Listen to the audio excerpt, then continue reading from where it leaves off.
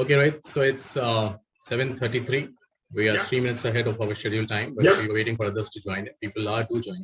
So what I will do, I will give you the sharing rights. Meeting is streaming live now. Great. So good evening, everyone, and namaskar. It's truly a pleasure to see you all yet again for a very interesting discussion on a subject that we have been discussing for last quite some few months. Gita, especially in the present times, is a very remarkable asset to all of us who can understand the gist of it, take it in the right and the more meaningful way. To me, Gita, in my childhood days, used to come from all those Amitabh Bachchan movies, from the scenes of all the courtrooms where, Rohit, you would remember, the judge or the Ardili used to take it to the witness and used to say, the witness used to put the hand and say, मैं गीता की कसम खा के कहता हूँ, जो कहूँगा सच कहूँगा, सच के सिवा कुछ नहीं कहूँगा. To me, Gita was, I used to think this is some kind of ancient um, ocean captain site, so that the person becomes a Kolu Yantra himself, and he will always say the right things. But later on, when I grew up, especially during these times in the country where secularism to not so being secular, to the right, to the left, to the left, to the right, and we have to take a central path anyways. So to me, Gita most of the times was considered very, very secular. And I used to think this has been reserved to a territory, to a set of people, to a religion. Only to realize in later part of my life that this is one of the most secular texts. It's like a principle. It's like a combination of principles.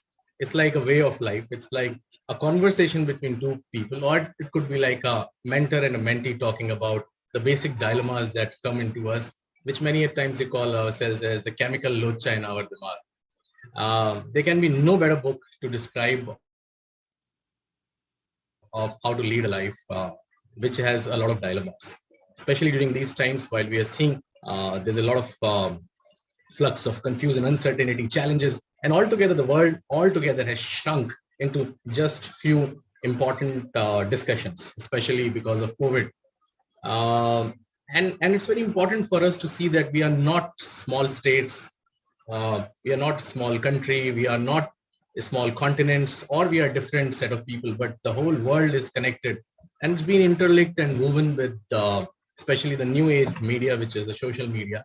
And our guest today, Rohit, is brings in a very interesting diversity when it comes to the wisdom from the ancient text of Gita and how it can be applied to the present world. And also, he is a researcher in terms of how the communication, especially on the social media profiles, do bring in a different way of looking at things, especially in these times. Without much of ado, I would like to introduce Rohit to all of you formally and what this book is all about. Rohit is presently a professor at the Santa Clara University, and he's the associate professor of communication at Santa Clara University. Pardon my ignorance here. His research centers on global media and identity. That's what I was sharing a while ago. On digital media and the relationship between media, memory, and violence. He is the author of the virtual Hindu Rashtra, Saffron Nationalism and New Media. This book is about to reach me in a week's time. I'm very happy to read that as well, Rohit. And Technology and Nationalism in India, the cultural negotiations from colonialism to cyberspace. He has also co-edited Global Media, Culture and Identity, Theory, Cases and Approach. Rohit also writes extensively in a journalistic capacity on media, politics, and culture in global context. He's an expert on the role of social media in fomenting sectarian violence. He works with non-profits, think tanks, and technology and media firms on developing strategies to combat the negative effects of social media. Rohit is also the co-founder and the co-host of the India Explained podcast, which I heard some of it, a bi-weekly conversation on matters related to India, and a very interesting blog that he runs. And I was reading the Guru Nanak blog on the Chapati mystery, Rohit, and I thoroughly enjoyed, because the Nirgun Gyan that you have mentioned through the guest blog that you have there, it's a very fascinating blog. I'll send the link to everyone who has joined in so that they can continue reading your blogs as well, and can take these pearls of wisdom or the research and the experience that you have gained in, especially in the Indian media. And while we were discussing it yesterday, from your Rediff days and to that small startup days to now what you have seen from, I should say, the mid 90s, the way the Indian media has grown. It is one of the biggest um, epicenter of the news in the world, I must say. India has the highest number of channels. So that's where the race for TRPs, the race to have more eyeballs. Of course, we are a country of high population as well, but still the same content being shown again and again different ways. And now when the Facebook leads to winning an election, now the WhatsApp is also doing the same, and you never know what other media comes in. But with all these confusions around media and the conversations, the best conversation still lies with Gita. So I'm very happy to listen to your part of the story of why did you pick Gita specifically, while you do write on broader issues which are related to communication, but why this piece of communication? Ladies and gentlemen, I now invite our guest for the evening, Rohit Chopra, for his book, The Gita for the Global World, in partnership with Westland Books. Shweta must be here. I would be introducing her in a while. So Rohit, why don't you take us to the journey of the book, and what are those three things that we can take from this book so that from 18 we bring it to 1/6 and the three most important aspects for us to live in a global life of the times today. All right, thank you very much, Mohit. I'm very grateful to Mohit, to City Book leaders. I'm very grateful to all of you for making the time. I know you're from different time zones, and I would be remiss if I didn't thank the absolutely wonderful team at Westland Books. It's been a pleasure working with them on this, and Shweta especially, who's just been formidable in getting the book out to the world. So what I'll do is I'll take about 20 minutes and just share a PowerPoint just so that you don't have to hear me prattling on. And I would like to envision this more as a kind of conversation. I'm not here as an oracle to dispense wisdom, right? So I'm not playing the Krishna role by any means. And then we could hopefully just have a conversation. And I'm also here to learn. I mean, I don't claim to be an expert or final word. This is, by some account, there have been something like, I was reading 18,000 commentaries on the Gita globally, and it is a global book, and that's part of what I'm saying. So this is just one more conversation. Mohit, could I just do I have sharing? I could share my screen, right?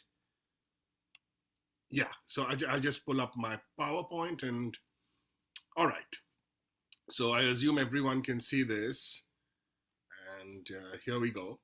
So what was my motivation for the book? As Mohit pointed out, I've had, I'd say, several different incarnations in my career. A long time ago in another life, I worked for Rediff.com when it was a startup, which was a fascinating experience, and that got me interested in studying the internet. And then I've been in the US now for about 20 years. So I'm not a scholar of religion. I'm not an Indologist. I'm not a Sanskritist. But I am interested in, Indian culture, politics, and history. So there were a few different factors that converged, especially over this last year. I was like, I think a lot of non-resident Indians. I also, experience bouts of nostalgia, and one of my rituals is to sometimes drive out to an Indian store, do some shopping, and the Indian stores here are they've got a wonderful marketing trick. What they do is they give free chai. And to me, that's an absolutely brilliant gesture. And, I'll pick up a packet of Parle-G biscuits and sit and have my chai. And I like seeing the Indian products. And, I noticed that there were posters with sayings from the Gita.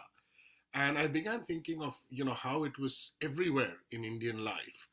At a photocopying shop you go, you'll see a quote from it. There'll be a quote, a poster from or a calendar with sayings from the Gita at your doctor's. And actually, when I came to the US, I was doing my PhD at Emory University, Atlanta. I'd bought an edition. It was the Barbara Stoller Miller edition. It's a beautiful little edition. And that book has been with me for 20 years. It's always been in my bag. Now, I'm not a particularly religious or devout person. If I had to describe myself, I might use a phrase that Vikram Seth, the author, once used, as a quasi-agnostic Hindu. But uh, it Indian culture, Hindu, of which Hindu culture is a part, is of course something that has also formed one. So, it is part of who one is. So I began thinking about, the meaning of this ubiquity. What are the different purposes it serves? What are the ways in which it has become part of everyday Indian life, even if it is not recognized as such, right? And I remember, hearing this from my dad. My parents are here, and I'm delighted that they're here. That karm karo, lekin phal ki chinta mat karo. But I was, I always wondered that. I mean, if you did, let's say you got 2/20 in a unit test, and you just said that मैंने कर्म किया लेकिन फल की चिंता नहीं की, how would that go down? In a practical sense, we are concerned with outcomes, right? We want to get a good job, we want an interview to go well, and so on. So that was two factors. I would say it's ubiquity, the personal significance, and then last year has been a very strange year, as all of us know. So uh, I, started looking up at the history of how the Gita had traveled, and it has a really fascinating global history. In fact, if there's one Indian text that's been known throughout the world for a couple of hundred years that sees the imagination of the world, whether it's Edwin Arnold, whether it's the Catholic monk Thomas Merton, Thoreau was also influenced by the Gita and actually read it in a really interesting way. Um, Gandhi, who's arguably the best known reader of the Gita, was actually introduced to it by his theosophist friends when he was abroad in England. So I started thinking about what could the Gita essentially tell us about these moments, especially since the book hinges on a crisis. It's a moment of crisis that Arjuna faces, and the last year, we have really seen this phenomenon of a crisis. So I'm going to keep it brief, and I'll just highlight maybe the central idea and some of the key arguments of the book, and then I think we'll just take it to a conversation really, and please feel free to critique and question and challenge these ideas in the spirit of debate. Um, so I just want to point to some manifestations of the Gita. One of the joys of writing this book was also just seeing how many wonderful editions were there and what kinds of lovely versions and renditions of scenes from the Gita had made their way into different art. So this is from the British Library. It's, I believe, an 18th century painting, and it's gorgeous, and I love everything about it. And then this is a painting by the famous Indian artist M.F. Hussain, and you can see the Yada Yada Hai Dharmasya quote there as well. This is, a poster, and for me, this brings back very happy memories because when I was in school, outside my school every day, by the time school would get over or in the morning, there would be a person who would sell these different posters. And, you had posters of cricketers, but you had also posters from religious texts. So one of the key ideas that sort of frames the book and frames the book I've written and the reading of the Gita is that, we've heard over the last few years, last year and a half, a number of people say that the era of globalization is over, or, globalization is in retreat and we need to rethink globalization. And that's a good idea. But I think the world is already so integrated economically, financially. The very fact that we realized how fragile global supply chains were, which is something that Peter Thiel and a lot of people from different backgrounds pointed out, in some ways suggests that moment cannot be reversed. Trump has sort of had taken a protectionist stand. Those policies are now, I think, untenable. There is a definite move towards isolationism, and I can talk more about this in the question answer session. But rather than think of this as a reversal of globalization, it is in what I argue, reflects, what I argue is a new paradigm of globalization, which is called crisis globalization. I would just say that crisis globalization has become this norm, and extreme uncertainty is the kind of defining feature.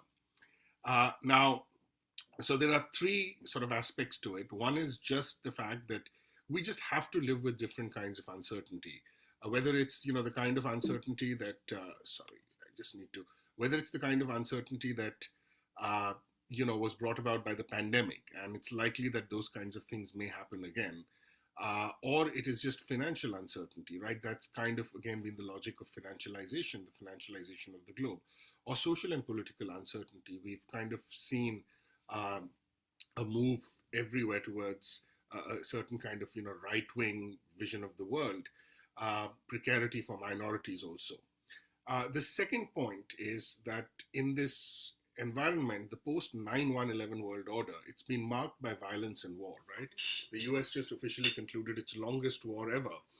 But we find that more and more conflicts are erupting. West Asia, or the Middle East as it's called here in the US, has, really been a mess, in part because of, I guess, US policies, but also the role that, Russia or other powers there have played. And the third point is, in part because of the internet, but also because of domestic politics, what is called difference in the realm of identity, that's racial difference, gender difference, sexual difference, caste difference, it's become more visible, but it has also become more threatening, right? But we have to live with this difference, whether it's in the Indian context or the American context.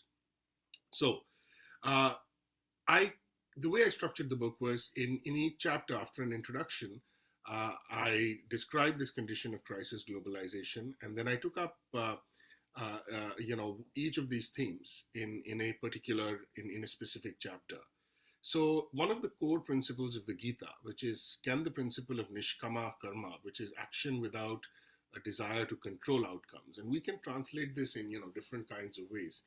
Can it serve as a guide for us? I mean, is it an effective ethical guide? Now, I principle or a precept. Now, I want to emphasize here that I was very clear not to write this as a kind of list of principles, the Jordan Peterson thing about 12 principles for success. I didn't want to go down that route because I think that any book cannot function that way. What a precept or a principle can do is and I think that would be consistent with the principle of the Gita, that you think for yourself and you act for yourself. And this becomes, can this become an effective principle that helps you struggle with these questions in a way that you act in what you think is a meaningful and right way? But there are some like deeper questions here, and we can talk about those again in more detail. Can we truly detach ourselves from the wish to control outcomes, right? Uh, and that at the very least would require, let's say, so one objection that would come to mind is that would require a certain kind of selflessness. But we know that in economic theory, the prevailing sort of principle is that individuals act to maximize their own self-interest, right? So self-interestedness, if not selfishness, is taken as a kind of universal principle of human behavior in the dominant paradigm of economic theory that really informs policy actions around the world. So where does this attitude fit in? Secondly, from a social justice perspective, if you don't want to change things, is this a deeply conservative political principle, right? That might be one critique raised against it. Is it just accepting the status quo? Now, does it also mean being indifferent? And I think the Gita is very clear, and it says that no, acting without wanting to control the outcomes is not the same as being indifferent. The indifferent man actually, or the indifferent person, if we were to use contemporary and more inclusive language, is actually someone who comes in for a lot of criticism. And one idea I suggest here is that a way to work around it, which surely is open to critique, I agree, but is to think about outcomes versus consequences, which is that we act in the knowledge that we cannot control outcomes, but we carry, or we should reflect on, and or profoundly meditate on the possible consequences that different courses of actions or even inaction can have. And language is sort of slippery here, but in the Gita, inaction may not always mean not doing anything. Sometimes not acting could be the right course of action, right? Holding back, not doing anything. Sometimes you might, by acting, by doing something, you might actually make things worse. So that was, one question. And that chapter is a kind of philosophical chapter which takes up these issues. The second point I look at is, or the second argument, or the category I look at, Mohit did kindly mention those three arguments. So uncertainty, let's call that the first sort of principle. The second is war. So I start with a description of really what's happened in the post 9/11 landscape. And, we really have a kind of breakdown of, I think a kind of stability that marked a post-Cold War kind of world for a while, to the point where an American thinker, Francis Fukuyama, even went ahead and said that Uh, you know, uh, we are at the end of history after the fall of the Berlin Wall. Fukuyama's point was that we are not going to see any major ideological conflicts. The whole world is going to go the way of liberal capitalist Western style democracy, and he assumed that this would the ideological battle had been won, and we know how sort of wrong that turned out to be really. So conflict and war have kind of been endemic, and we've also seen the resurgence of right-wing movements. We've seen violence against minorities. We are in another round of this Israel-Palestine conflict. Uh, the Gita is, in fact, interestingly known as a book about war, but whether it is a book about a war, whether that description exhausts it, is open to, I think, question.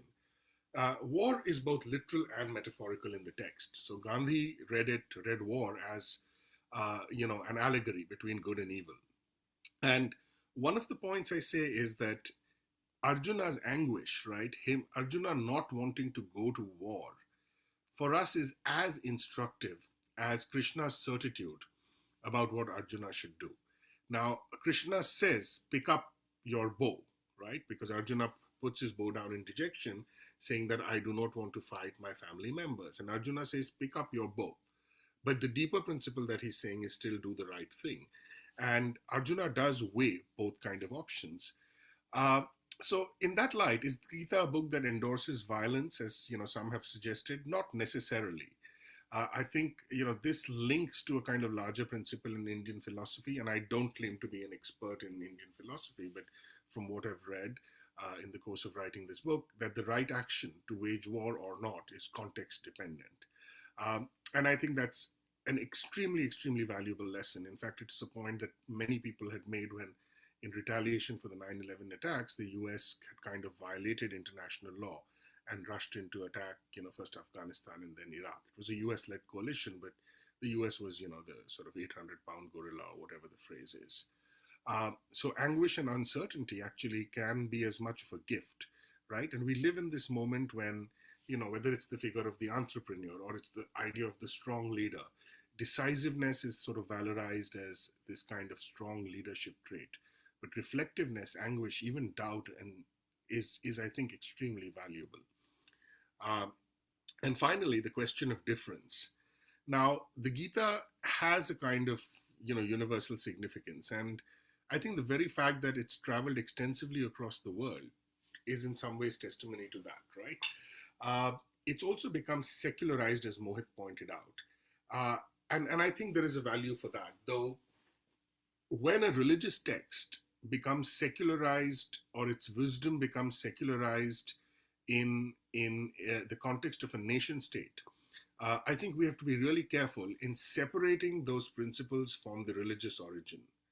Because then, if you have anyone criticizing it, if people say this is a religious principle or a book that you're criticizing, they might be open to the charge of heresy. And we've seen this happen with the Islamic State time and time again, right? That when you have Sharia as a principle of state, and you have the sayings of the Prophet or hadiths attributed to them, anyone who, by definition, it becomes almost impossible to question them. And we are seeing this kind of, we've had our own sort of history of people saying that this is offensive to Hinduism, and you cannot control this, you cannot say this text belongs only to our community, and so on. But I'll come to that maybe later, and we can again talk more on that. So there are universal messages. There are messages, about struggle. There are messages about, human nature and character and fallibility. And one interesting thing is that it is not a text that, like other Hindu texts, or like the Manusmriti, for instance, is a text that is considered a voice of Brahminical patriarchy. It has been read democratically by various Indian social groups. It has traveled across class divides, it's traveled across caste divides as well. So that is part of the history, global and Indian of the book. But and it is, interestingly, it is a Kshatriya text. So this is an argument that Romila Thapar, the esteemed Indian historian, makes. But it's also a book that contradicts modern notions of human rights and equality. And Dr. Ambedkar was very critical of it, and he said it is like a Bible for Hindus, which is a very interesting and loaded kind of phrase. Uh, the world in the Gita is a world of transition. Now, there's a whole debate in the scholarship about, is the Gita an organic part of the Mahabharata or is it a later edition? And there's some fascinating work on this. But one very interesting thing is that if you look at the endorsement of the caste order, and there are some really problematic phrases there about, outcast scavengers and all, which, and we know that some of those realities for oppressed caste groups exist in India today as well. So it's a world in which a society that is based on kin and clan, right? That's the sort of society of Northwest India. It's moving to a model of kingship in which the king also has to uphold the caste order, including caste inequality. So, so how do we, work around this? And I think one of the things that we have to be clear about, in my view, is that we can't explain this away. And this is not just true of the Gita. I mean, I would make this argument of the Bible and the Quran and other texts that could be called religious, cultural, spiritual. Uh, you can't explain these aspects away. But if we are to make the text in some ways universally more relevant, you have to read the Gita against itself. This is what I say, that you have to look at those, principles about not about thinking about violence. You have to look at those principles about ethical action. And those principles can supersede, I would say, these other aspects of the Gita. Now, that's one reading. And I think we have to be open to the fact that for all Indian groups or for different individuals, it may not necessarily hold the same significance. We have to democratize access to it, and we have to open it out to criticism and debate. And I think that's how texts and traditions become stronger as well. So finally, I conclude the book, and I'll sort of wrap up here because I think I'm about close to 20 minutes. I'm fine wrapping up a little early, and perhaps we can just move ahead and have a conversation. So to me, the example of Gandhi is very, very interesting. That Gandhi was, as I said, he was known as the greatest reader of the Gita, but Gandhi was not a textualist, right? He didn't read very closely. And he, I believe he accessed the book in Gujarati, and then he translated it, and he has translations of it or passages of it into English, and then many of those. Gandhi just, interestingly, Gandhi actually wrote more than he read. He was not he was not extensively widely read. So I always think that Gandhi is a little bit like Chetan Bhagat in that regard, that he actually writes more than he reads. But Gandhi read it as an allegory of struggle between good and evil, an allegory of struggle within the self, and an allegory of a struggle between the self and the world. And I think that can give us a basis for using the text to think about in very practical terms, as a way of framing social justice issues. Uh, so it can serve for us how we think of ethical action with regard to the world. And in another text, Hind Swaraj, by Gandhi. It's a remarkable text, and there is some evidence to show that Hind Swaraj itself, Gandhi doesn't talk about the Gita in it, but it was informed by the Gita. It's an absolutely fascinating text. I've studied that text very closely at length over years. He has a very fascinating critique of technology and development, and I think some of those issues, when we see what's happened with, COVID-19. I mean, in part, if the virus is of natural origins, it's a consequence of untrammeled, unthinking development, right? And desecration and destruction of really natural habitats. If it is the result, as increasingly, more and more voices suggest, of gain of function experiments and lack of following safety protocols at a lab in Wuhan, then there is a certain kind of arrogance and hubris that humans have about being able to control the natural world, right? I live in Silicon Valley, where there's this absolutely excessive fetishization of technology as the solution to all problems. But Gandhi's, understanding and critique of technology can also be sort of really instructive. And again, indirectly, what Gandhi has to say about technology in Hind Swaraj is influenced by the Gita. And finally, I think it can really help us think about, some of, I'd say, the more dark aspects of modern life and modernity. Uh, we can't turn back the clock. We can't go back to a pre-modern existence. In Hind Swaraj, Gandhi envisioned that India would be a republic of villages, as he called it, and perhaps that's not going to be feasible, I think. But certainly, in terms of thinking about the fact that modernity is not just simplistic progress, that it comes at a cost. uh, Gandhi's example of how he reads the Gita and engages with the tradition in what Ashish Nandi has described as a perspective called critical traditionalism. I think that could be very useful. So that kind of sums up the book and the core arguments. And thank you very much. And I think I'll stop sharing my screen and I'll just turn it back to Mohit. And would be very glad to engage in a conversation with everyone. Okay, thanks, Rohit. That was pretty interesting, and we brought in a very different perspective to how Gita can be looked at, and the summation with the Gandhiji's way of looking at it is definitely something which I'm sure a lot of people would like to ask few questions to you. So I would recommend, though the chat is open, we usually Sure. keep the chat off when a speaker speaks so that he's not digressed with all the popping messages. So either people can send it on the chat or please raise your hands. I see a lot of familiar names and people whom I know. I would be happy to open the mic and we can have a direct conversation here with Rohit, please.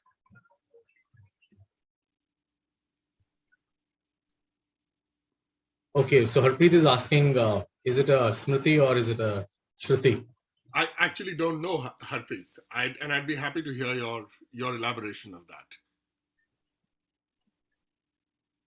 I think it's from Shruti, right? If I'm what I understand, if I'm not wrong. Altogether, it was all Shruti, then came to Smriti when it was written. So we'll have to, anyways, cross check these facts, but that's more like a.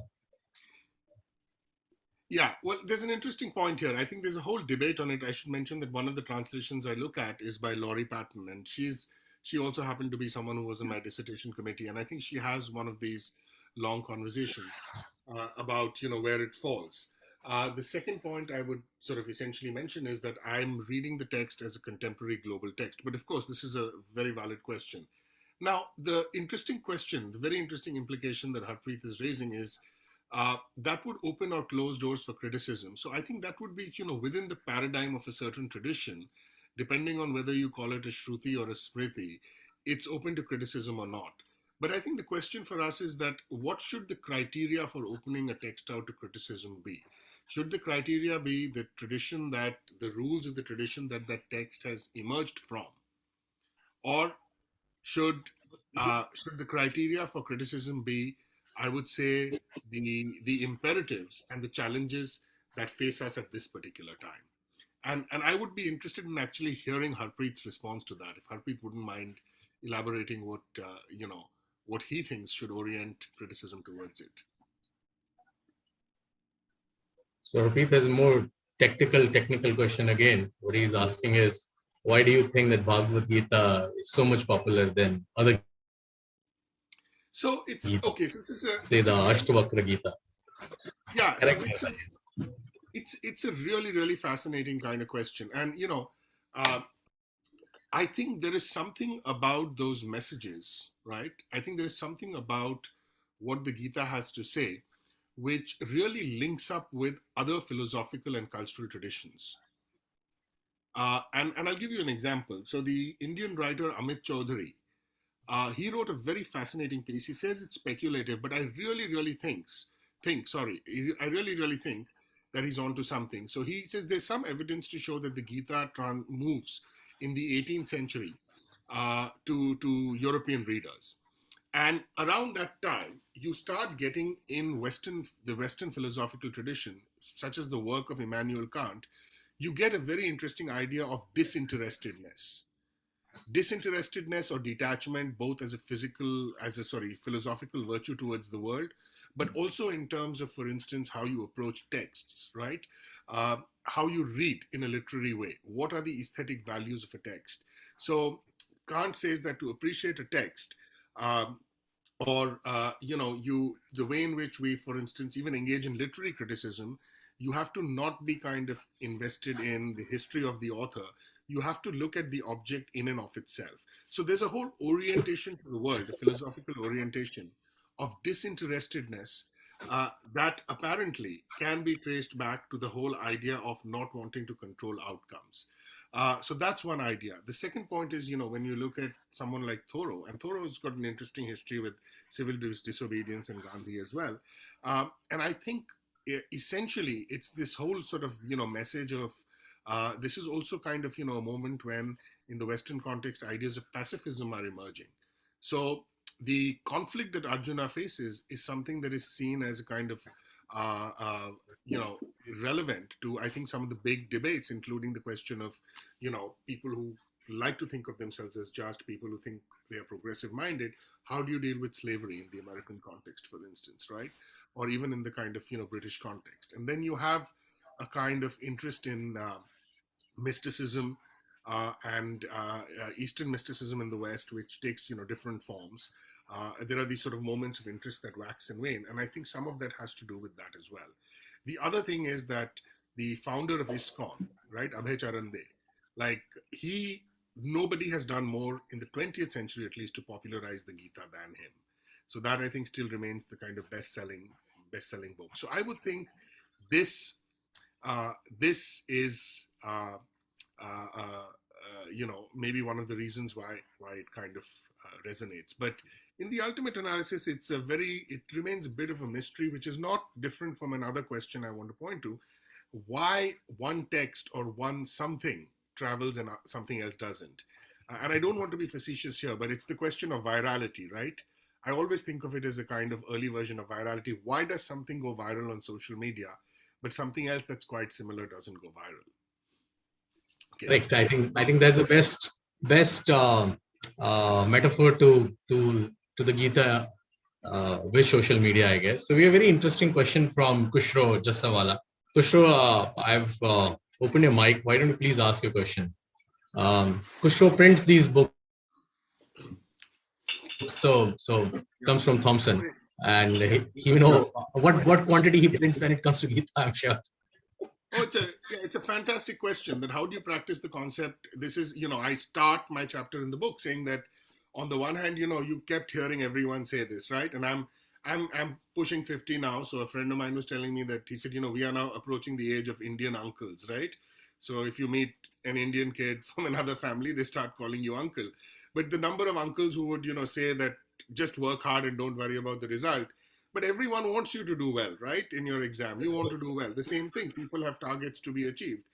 Now, I think it's a really, really good question. And I think in some ways we need to, this is fascinating because this kind of links up with the critique of what is called neoliberalism, right? And there's been a massive amount of work in the literature, in the social sciences about the costs of neoliberalism, that when you obsess with productivity and efficiency, right, at the cost really of thinking of people as entire entities, right, it actually becomes, I think, self-limiting. It actually becomes destructive. And I'll give you an example. A few years ago, I was visiting India and I was with my in-laws and they wanted to buy a car. And I saw something that really kind of broke my heart. I was at a dealership and they had the different salespeople. They had put this, their targets down. And there was someone who it said that, he had been marked a 0 out of 4, I think stank ranking. Because maybe that particular month that, poor gentleman had not been able to make any sales. And I said, how humiliating, how devastating, right? I don't know if any of you have followed the controversy over Amazon, that it pushes its workers to meet targets so brutally that workers have to actually urinate and in bottles while they are delivering packets. And I started thinking that I use Amazon Prime all the time. I mean, am I not complicit in this? So I think we need to have a kind of sort of radical shift in society and thinking. Now, in practical terms, who's going to bell the cat? That's the question, right? And I think the thing to do is that you ask people who are extremely influential when someone like a Mark Zuckerberg or someone like a Jeff Bezos, right, when they institute a change because they are in these positions of immense power, I think that change tends to kind of trickle down. And it's, when you think about it, if people are so stressed about meeting their targets that they're not able to lead a good life, if it affects their health, right, if it affects their ability to be a good parent, that's going to, even in purely mercenary financial terms, that is going to come back and cost society in different ways. I think of the parallel in the US where people are, it is such a work obsessed, work fetishization society. When you compare it to, questions of quality of life, that first you actually, work people to the bone. So you have 50% of your industry is, or the economy is devoted to, just getting people to consume, work. And then the other half is like, wellness, meditation, and so on, right? But if you didn't drive them so hard in the first place, then you would not need this whole sort of, you have to go to the gym, you have to engage in wellness, you have to engage in therapy, right? So so I think we really need to think about what does performance mean, what does excellence mean, right? What are the definitions of these terms? uh, this obsession with productivity and efficiency, in the short term it helps, but what might be the long term costs of it? So I think that would be a larger societal philosophical conversation. In a very practical sense, I think it will have to be the business leaders, because whether we like it or not, those business leaders are now in some ways more powerful than leaders of states. Jack Dorsey shut down shut down Trump on Twitter, right? You actually have a social media company, in a sense, making this major decision.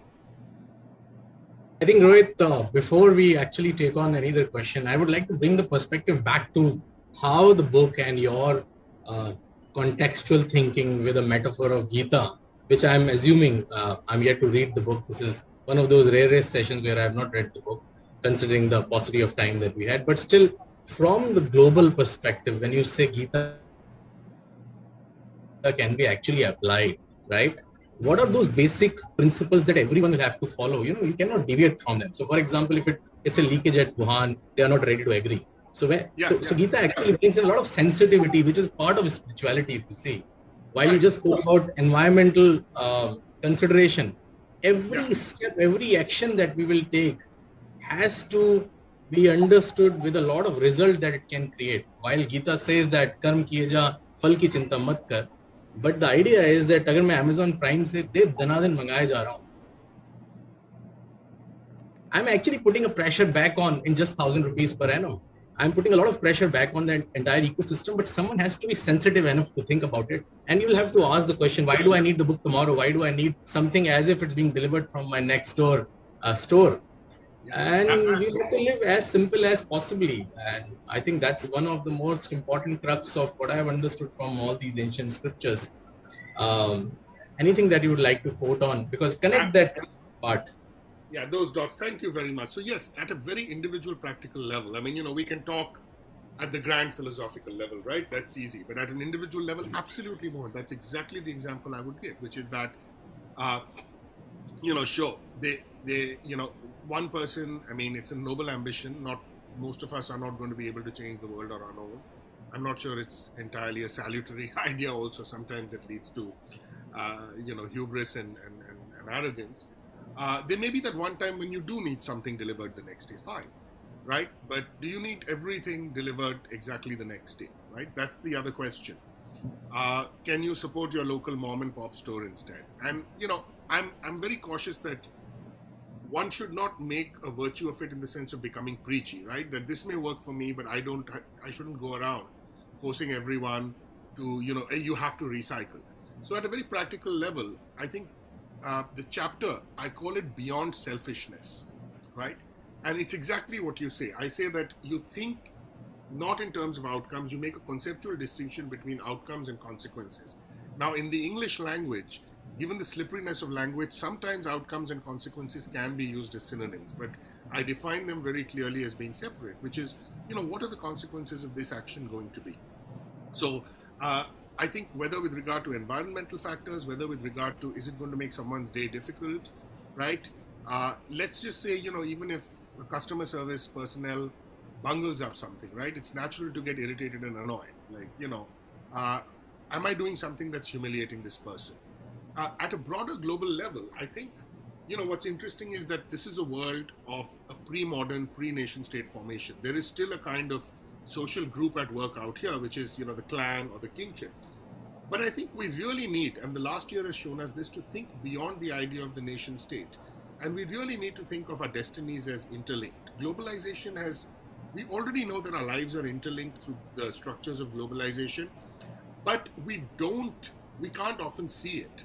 But one way to think about it is that you think in terms of your shared vulnerability, right? And if anything, if the COVID crisis has shown us anything, it is that our vulnerabilities are shared, right? Our vulnerabilities are shared. This virus did not respect the boundaries of privilege, of wealth, of caste, of class. So everything that you do is going to have, consequences for someone else. And I think if, nations can also think, or representatives of nation states, if people start thinking along those terms, uh, uh, that would be another way in which this would become effective. And I think the important thing is that there have been moments in human history. That's how you got the United Nations, right? Uh, that's how you got the non-aligned movement, which can again be criticized, but the idea behind it was this. That's how you got the Bandung conference. So I know we have a ton of questions, so I'll just leave it at that. No, so I'll give the mic to Venki. He's an educator, being into an edtech business, and a remarkable parent himself who questions as if, as a parent, what do I need to do, and comes from an alumni of the ancient wisdom, like many other who have joined in here today. So, Venki, why don't you please ask your question? Thank you, Mohit, and good evening, Rohit ji. A pleasure to have you here. Yes, yes. Harpreet mentioned, or somebody said, this is probably the most popular book, not just for Indians, but for everybody else as well. So one of the questions that I at least have for myself now that I'm putting across to you, my little understanding of this Gita is Krishna tells in many different ways as to how one can reach, live the right way of life and reach moksha or attainment or whatever it is. But in the end, or as a recurring theme, he says, if everything else fails, put your belief in me.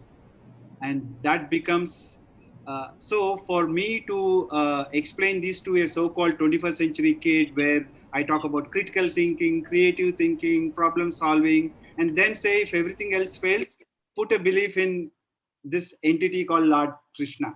So how do I make him understand? Thank you very much. And I want to just quickly mention that there's two other questions that have been raised. I think there was a question by Sapan. How do ethics play out when we also looked at what happened in the Mahabharat war? There's a question by Nita about text shlok 40 from chapter 1 is on women. Is the interpretation derogatory to women? Are we misinterpreting it? No, we are not. And then, yes, there's also a semantic question I'll come to a little later. In fact, Rohit, the way I was actually looking at questions, I was just connecting it back to a slightly more global perspective. That's why I had to skip few, which I would definitely send you over the email, so that at least you know the questions, and in case you wish to answer them as well, you can send them on email. We'll pass it on to them. Yeah, and Datla's also, there's a connection between these and Datla's question. That's why, which is that, the idea of being individual, the idea of like taking responsibility for your actions. I mean, how do you just reconcile it with the idea that leave it to me, right? And I agree with you. There's no working that first the text is derogatory in parts to women. The text is derogatory, like, even parts of the Mahabharata to the, communities, the Nishada communities, which are indigenous forest dwellers. And the idea that, ultimately keep your faith in me, that does not square with skeptical, critical thinking. That does not square with thinking for yourself. That is a modern idea, and this is a pre-modern text. So I think we absolutely have to accept it. Now, as I said, at the end of the day, there is a permanent tension. This is how I think about it. The tension is permanent. It's even hard to say. If I were to say, yeah, this is there, but actually it's privileging individual action, no, not necessarily. It's hard to find modern notions of individual rights in their fully articulated form. So I think the tension is permanent. You can't say that one principle is more important than another. The question for us becomes, how do we want to interpret and read that text, right? So my point would be that that's why I say read the Gita against itself, right? Take the other principle and say that you're going to supersede this principle. Now, someone might turn around to me and say, Rohit, that's all very well, but it could also be used to justify the status quo, right? It could also be used to support a patriarchal vision, right? Because it is a text that says, for instance, in the question of women's rights, that when when caste rules break down, the family breaks down, and women go astray, and when women go astray, society goes astray. So there are all these different links. There's an incredible series of these connections that are drawn out, right? So these passages are very much part of there. Now the question is, what are we going to do with them? I don't think you want a sort of sanitized version of the Gita, right?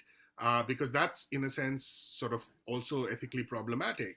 But I think you kind of accept that this is what the order of the world was, but it is incompatible with modern values of equality. That said, can we find in the universal aspects of the Gita some messages, and can we use those as priority? But I think that critique needs to be part of every religious tradition, and that's how you make a tradition relevant. And I think someone else asked a very interesting question, that how do we get this to younger audiences? I think so I don't know if any of you have seen some of the wonderful new shows on Amazon Prime. Like Tandav was a fantastic show, but apparently people objected and Amazon had to apologize. I think that's how you take it. You let people do creative things with these texts. Now, you have to stop these religious groups from bullying people by saying our sentiments were hurt, section 153A, section 295A. How that's going to happen, I don't know. But you have to say that this is not the property only of caste Hindus, right? Savarna Hindus. We have to move away from that. If we are saying it's an Indian text, if we are saying it's a global text, let people do creative things with it. Let there be criticism. I think, it's I look at the West and it's kind of, you have some of the same debates here, but you have graphic novels on it. And a lot of NRIs, in fact, have done wonderful stuff. There's a beautiful film called Sita Sings the Blues. And then I think there's a cartoonist who's a graphic novelist, sorry, not cartoonist. That's the right word. They've done some really beautiful story of the Ramayana. And then they've done this really lovely story about Indian festivals and Ganesha. It's a book I bought for my children. So I think have an open, honest conversation. Let people criticize the text. That makes the text stronger. So that responds to a few questions. In fact, Rohit, if that may not become a controversy because this is being recorded, but I think Gita is like Ayurveda. It works on each body in a different way. It has to have your mental frame, which it has to resonate. What you think, it will give you that answer. It's like that mirror, give me the answer. So if you want that answer, it will give you that answer. If you look at it from the non-secular way, it will give you that answer. You will find it right. The way what mind, that frame of mind you are in, it will just throw that answer. And that's the beauty of these 18 chapters in it. Every chapter is related to an action, and that action is basically your state of mind. What do you do in your life? So with that thought, I think we have a lot of very interesting questions, Rohit, and to everyone who has been able to join in today, thank you very much. But the idea is that we will collate these questions. Rohit, I'll give you some homework that you will have to have a look at those questions too. Some are slightly not related directly to the context of the book, but I'm sure I'm encouraging everyone to read the book. My copy is about to reach. It's a different perspective, brings out a very, very new way of thinking, especially in these times when we all want to be part of the global supply chain. Is there a principle to apply in everything we do, anything? So Shweta is here. Thank you very much, Shweta, for helping us to reach out to Rohit and recommending this lovely book to us and for this conversation. Is Shweta here? I hope so. Otherwise, she would have read and heard about your book. Yes, she's there. Shweta, in case you want to say something and... No, thank you so much, Mohit. I think it was a wonderful session, and I also got to hear Rohit for the very first time. So it was a lot of input for me also. Thank you for organizing it. And I think very nice and participating audience is what makes these. And don't tell anything about Amazon. Don't tell anything about Amazon Prime that we just discussed. I deleted it. I deleted it. Thank you, Shweta, and to everyone who could join in today. 11th, we are doing a very interesting session. Why? Because we just spoke to Rohit about how we look at things, what kind of mirror, what kind of spectacles do we wear. 11th evening, we are doing a very interesting session, which is a Sanghi who never went to Shakha. Now, this is about how do we perceive RSS, or in the times when we ourselves, we are learning Sanskrit. Rohit, as a group, many of us are learning Sanskrit. There are people from other religions as well, other than Hinduism per se. So how do we perceive that in the present times has become a serious challenge? And we are doing this open discussion with the author of this book who comes from the same profession as Rohit comes. We'd love to have you there, Rohit, and you can meet your old friend Rahul as well there. So the details. don't mention my name to him. I think he'll be very upset. But there's I would just mention the beautiful book by Sheldon Pollock. I think it's called The Language of Gods in the World of Men. Yes, about, correct. Yeah. And there's a fascinating history about Sheldon Pollock's recent work. I'm sorry, it's an occupational hazard to go on as a professor. I'll just shut up in a minute. But about how some of these Sanskrit texts, they actually circulated in Europe in the 15th century, and they may have been the inspiration for Shakespeare's works and so on. And that's just one of the most beautiful books I've read. A real masterpiece of scholarship. Like it's the kind of work that someone produces after a lifetime of learning. So it just would love to have you come and give a lecture on that book to us. It would be lovely. That we love to do. We just love to listen to books and the perspective that books bring to us. So. It would be my pleasure. I am so grateful. I have learned so much for the questions. There's more work for me to do. So I want to express my gratitude to everyone who made the time. I know how hard it is. Thanks to Shweta, to Gita, everyone at Westland, and Mohit, thanks to you and Ridhima and your other colleagues. Really, thank you very much. Thank you, Rohit. Namaskar, and good night to everyone. Have a great day. Bye-bye.